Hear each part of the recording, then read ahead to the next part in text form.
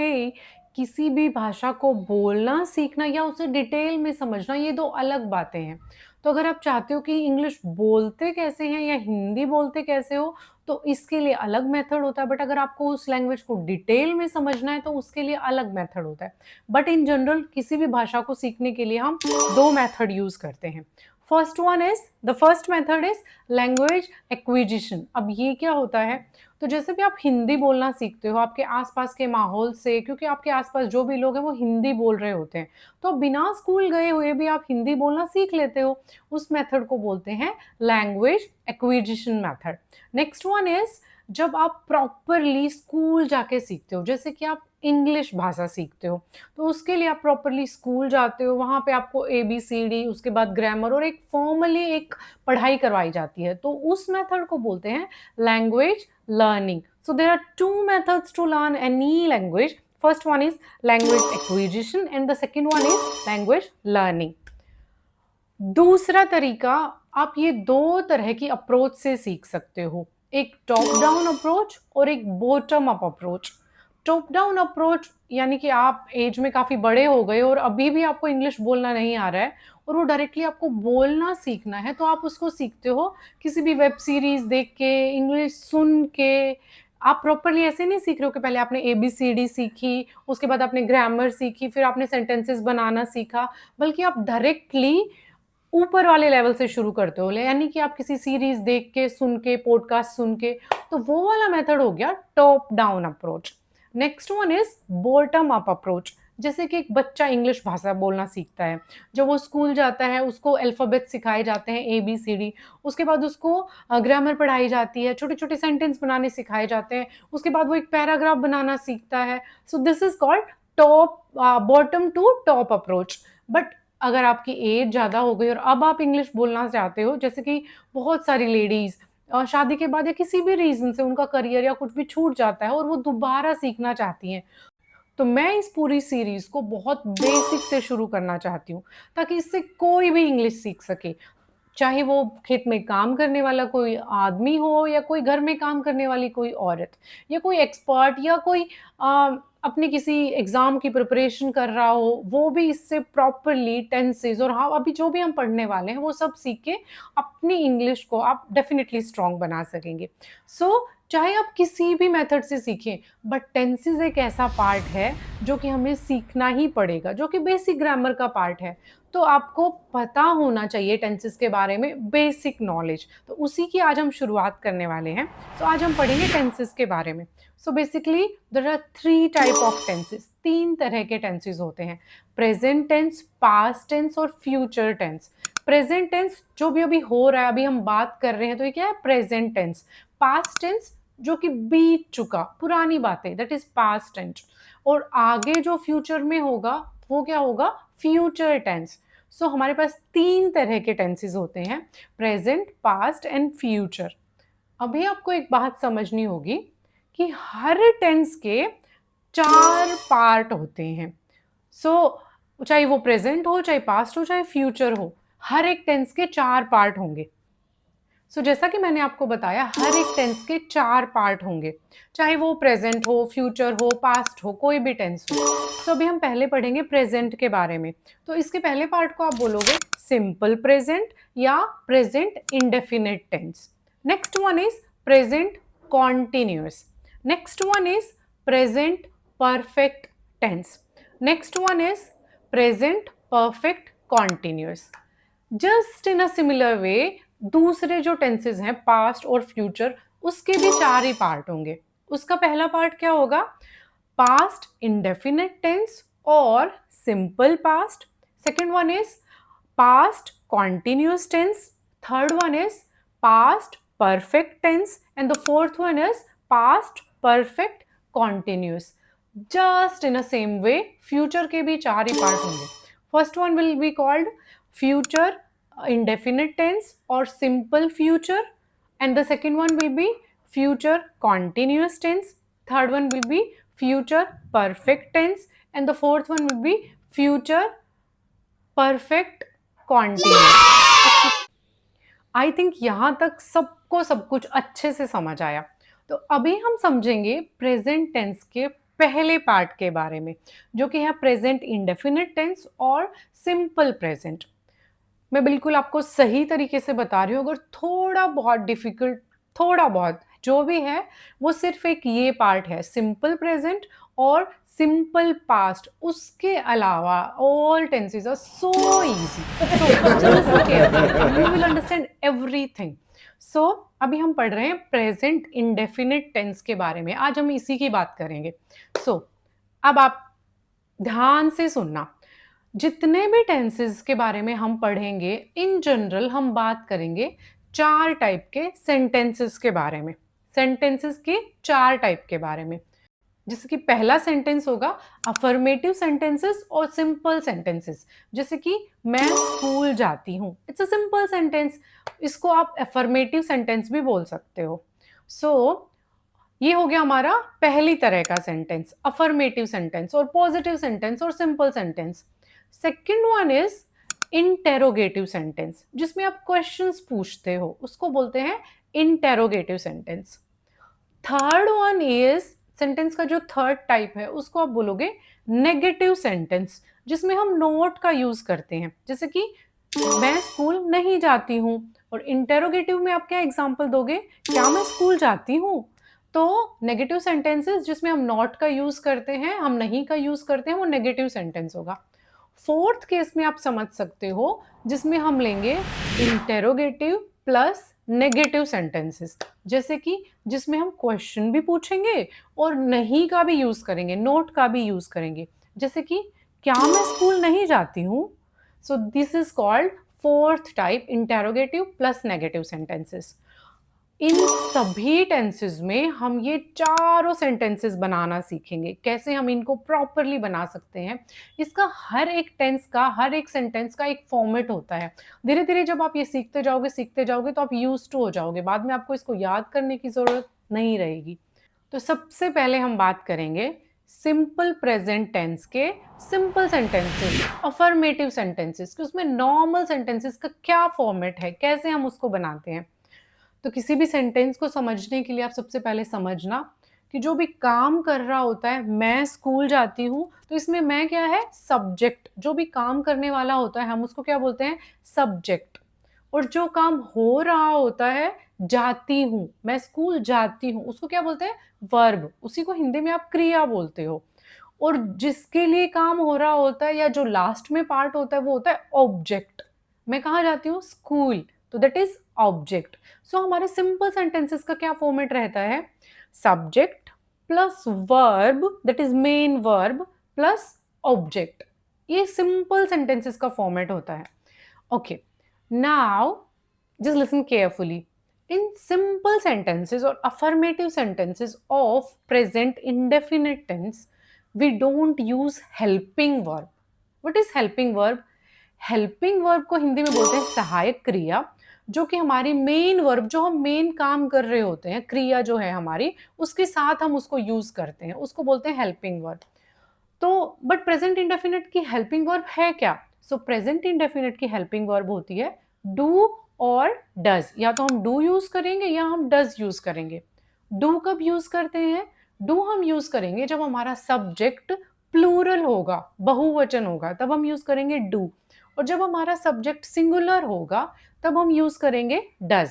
Okay, but मैंने क्या बताया कि इसके सिंपल सेंटेंसेस में हेल्पिंग वर्ब यूज ही नहीं होती है। सो हम इसके सिंपल सेंटेंसेस में हेल्पिंग वर्ब यूज नहीं करेंगे।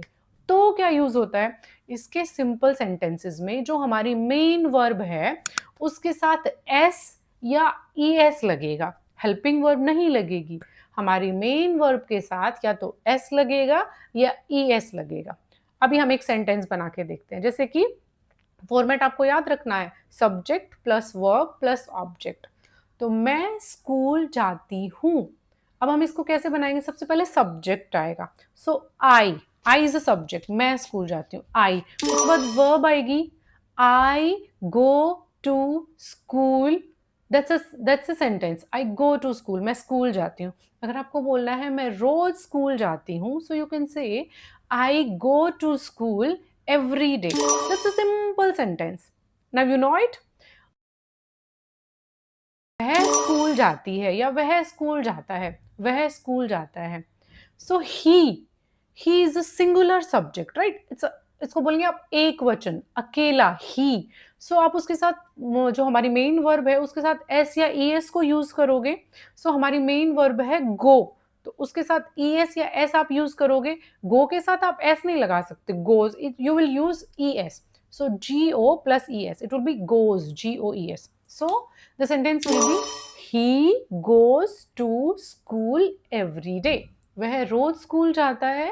he goes to school every day. Okay.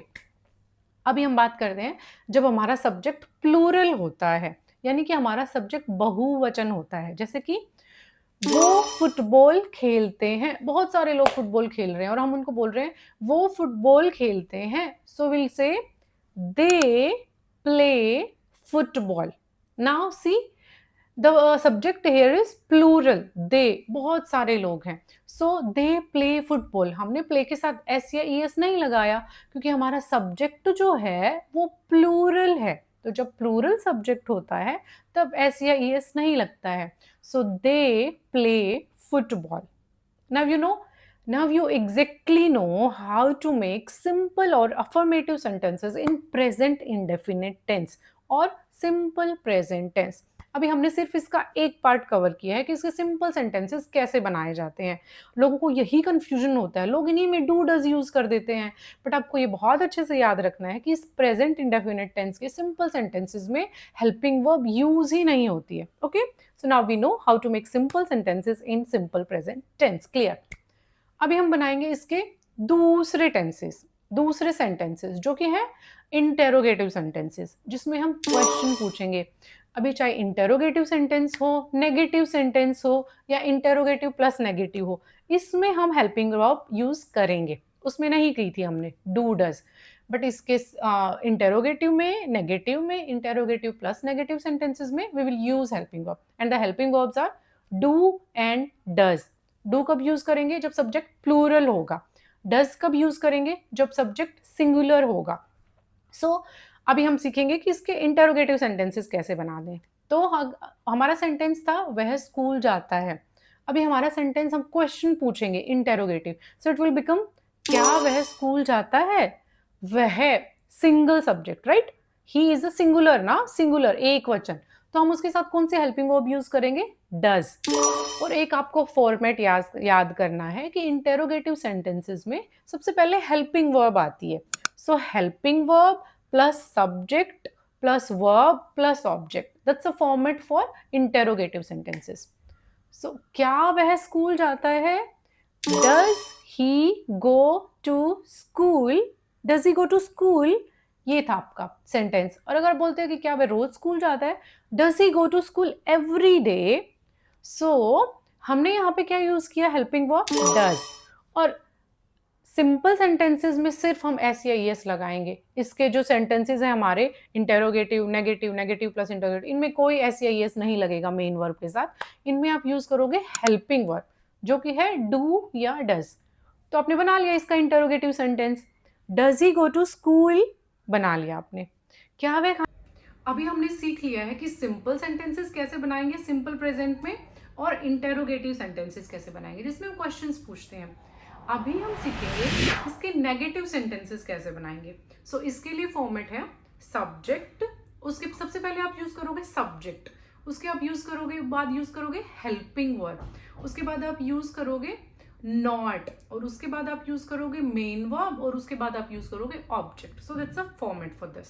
सो हम उसी सेंटेंस को बना के देखते ताकि आपको इजीली समझ में आए। तो हमारा सेंटेंस था वह स्कूल जाता है, दिस वाज अ सिंपल। पर अभी हमें यूज करना है नॉट, तो हम नहीं यूज करेंगे तो तभी तो वो नेगेटिव सेंटेंस बनेगा। तो सेंटेंस क्या बनेगा? वह स्कूल नहीं जाता है। तो अभी इसको बनाइए आप, he does not go to school. आपने डज यूज किया, क्यों? क्योंकि जो हमारा सब्जेक्ट है वो सिंगुलर है, अकेला है। He does not go to school, वो फुटबॉल नहीं खेलते हैं। They do not play football. They, it was plural, हमारा जो सब्जेक्ट था वो बहुवचन था, तो उसके साथ हमने डू हेल्पिंग वर्ब यूज की। So they do not play football. So now अभी हम सीख चुके हैं इसके नेगेटिव सेंटेंसेस कैसे बनाते हैं। अभी रह गया हमारा लास्ट पार्ट कि इसके फोर्थ टाइप का जो सेंटेंस है हमारा इंटेरोगेटिव प्लस नेगेटिव, वो कैसे बनाते हैं। सो हर एक सेंटेंस की तरह इसके लिए भी एक फॉर्मेट है। तो इंटेरोगेटिव सेंटेंसेस जब भी आप बनाते हो आप क्वेश्चंस पूछते हो। जब हम क्वेश्चंस पूछते हैं तो हम सबसे पहले हेल्पिंग वर्ब यूज करते हैं। सो इसका जो फॉर्मेट है उसमें क्या होगा, उसमें सबसे पहले आएगी हेल्पिंग वर्ब। सो इन फॉर्मेट आप नोट कीजिए, आप इन सब के नोट्स बना सकते हो अच्छे से। जब भी आप पढ़ाई कर रहे हो इनको अच्छे से लिखिए, समझिए, तो आपको क्लियरली समझ में आएगा।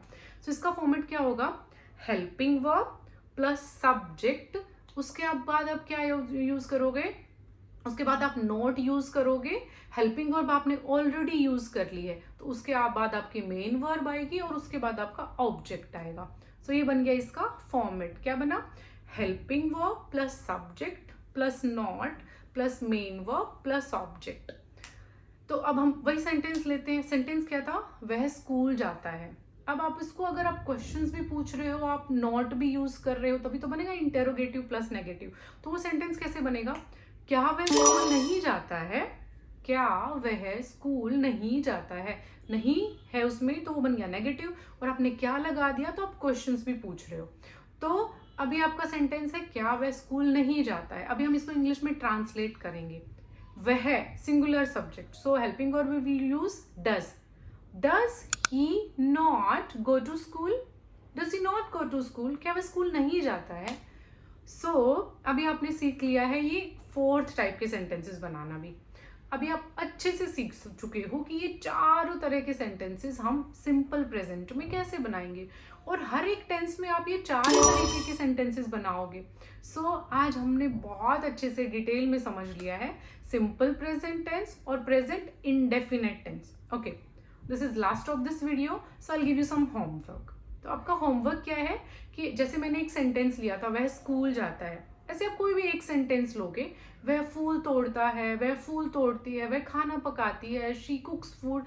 तो आप उसमें क्या करोगे, आप एक सेंटेंस लो, पकड़ो उसको, उसी एक सेंटेंस से आप उसके चारों तरह के सेंटेंस बनाओ। सिंपल सेंटेंस बनाओ पहले, यानी कि अफर्मेटिव सेंटेंस बनाओ, फिर उसी से इंटेरोगेटिव बनाओ, उसी का क्वेश्चन पूछने वाला, फिर उसी का नहीं लगाने वाला पूछो, नेगेटिव बनाओ, फिर उसी से इंटेरोगेटिव प्लस नेगेटिव बनाओ। जैसे आप कोई भी रेंडमली 5 सेंटेंसेस चूज करो और उस 5 सेंटेंसेस से इसके हर एक सेंटेंस का 4 सेंटेंसेस बनाओ।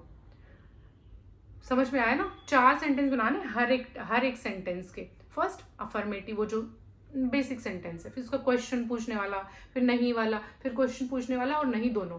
सो आपके जो 5 आप सेंटेंसेस लेंगे उनके 4 टेंसेस बनेंगे। So 5 into 4 20। So you have to make 20 sentences, that's your homework. और जब आप ये कर लोगे, I know you will understand it completely what is simple present tense. और ये आपको थोड़े से रूल्स इसी में ज्यादा है, बाकी किसी में नहीं। बाकी टेंसेस बहुत इजी हैं, इट्स सो सिंपल।